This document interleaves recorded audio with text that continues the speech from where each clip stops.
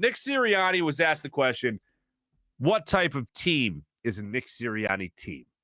And I always love that question because I look forward to the answer because I think a lot of guys have a lot of different ways of answering that question. They could either just say, to hell with me. It's not about me. It's about, how the team performs ultimately.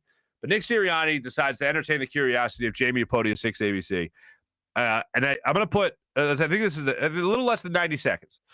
I think this is the most coach speak you can hear in a 90-second rant. Here is Nick Sirianni talking about what is a Nick Sirianni team. Yeah, I just always remember my college coach saying anytime we would go and play an away game that he'd have, he was a college coach in Ohio, in the Ohio area, and anytime we go to different parts of Ohio to play a game, he said he'd always say to us as a staff, or as part of me as a team, I want them to see a tough team that gives everything they got, that's fundamentally sound, that fights for each other, that's accountable. So really, at the end of the day, it's all those, I just always remember him saying that, and discipline and smart and tough.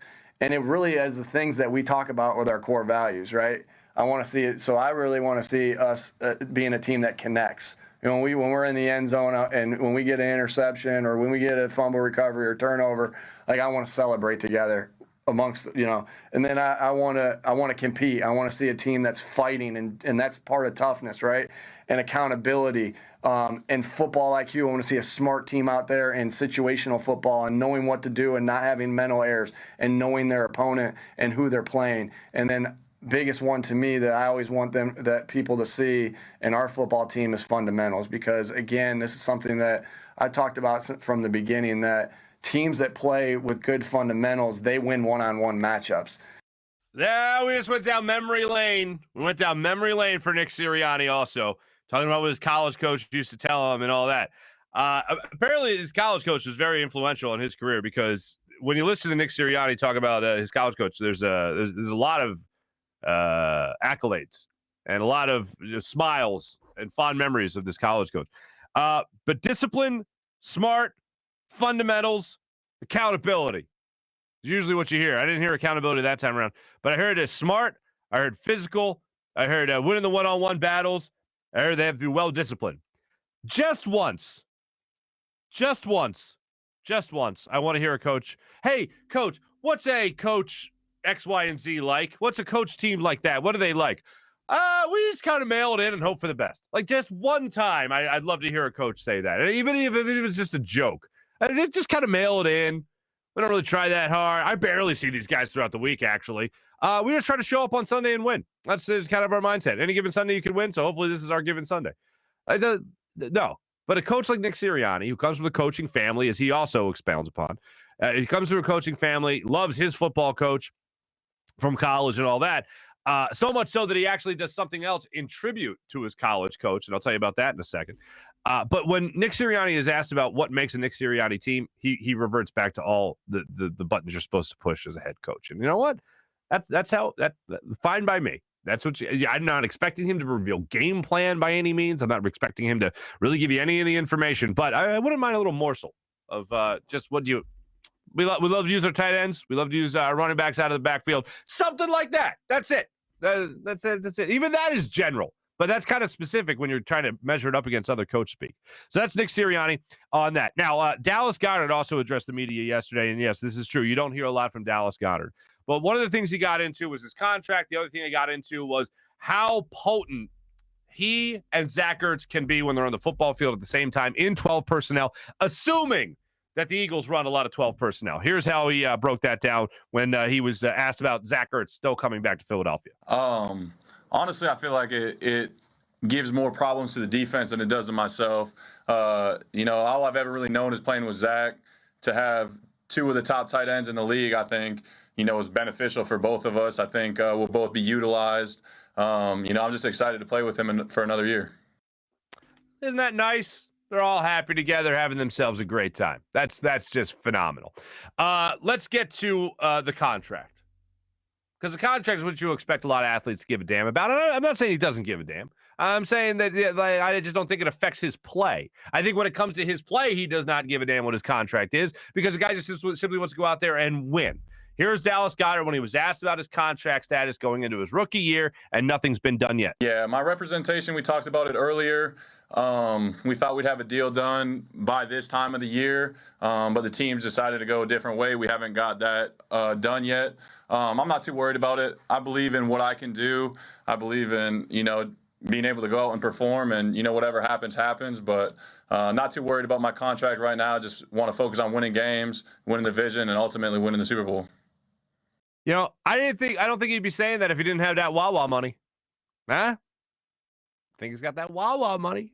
He and Avonte Maddox, his roommate Avonte Maddox, I don't think they're worried about their contracts because they got that sweet Wawa money. They might have a endless gift card from Wawa. I don't know. But if you got that, you Gucci, bro. He just strikes me so much as I don't give a damn. I just want to go out there and play. That's all I care about. I know that might sound naive, but I'm telling you right now, there's not more than a handful of athletes I'd say that about. Some guys, I was never a huge Jay Leno fan by any means, but Jay Leno, and I didn't even hear him say this. I heard Mike Greenberg attribute this to Jay Leno. And Jay Leno said, according to Mike Greenberg, sometimes you just have to realize when you got it made. And I think there are very few athletes, few and far between, that just realize when they have it made. And I think Dallas Goedert is one of those guys. But at the same time, he and Zach Ertz are in the same type of pool where they're going into their year, the end of their contract, I should say, and they know that they can make bank by betting on themselves this season. And I know a lot of people look at it and just look at the numbers and say, oh, no, Zach Ertz has to get 90 catches, and he's got to get 1,100 yards, and he's got to get 10 touchdowns. He's got to be a me-first guy if he really wants to cash in. And maybe the same thing, you can say the same thing about Dallas Goedert. He's got to be me-first guy in a 12 personnel, and they were even asked about that yesterday. Dallas Goedert was even asked about that yesterday. Do you need a 12 personnel to make sure you get all the reps and all the catches going into a contract year? Do you need that 12 personnel? And he's like, no, it really doesn't factor into that. But here's why I also believe him on that. Because in years past, you didn't have all the numbers. You just had yards, touchdowns, yards per catch, yards after the catch, and that was pretty much it. Now they got it's like every sport has become baseball now where you can throw up a stat for anything. People around the league will know how good a player is, know what he can bring to the table. They know what they could do in their offense. Like everyone has every analytic ever for a certain player and knows how valuable that player can be to their offense. So yeah, having the gaudy numbers, the flashy numbers certainly helps, but I think most teams know what each player has from an individual standpoint, talent-wise, and what that individual can bring into their team, whether that's Zach Ertz or Dallas Goedert. So I don't think you're going to need those big gaudy numbers. You're going to need good numbers, but I don't think you're going to need that big gaudy number to really drive up the price in free agency that'll affect it as much as it used to, for instance. But I think we can all agree on this. I think this is still the last year that we see Zach Ertz here in Philadelphia. I don't think this is the last year we see Dallas Goedert here in Philadelphia. I think Dallas Goedert will still at the end of the year sign a long-term deal because basically he's betting on himself. And in a way, so is Zach Ertz by not coming back here and setting the world on fire, so to speak.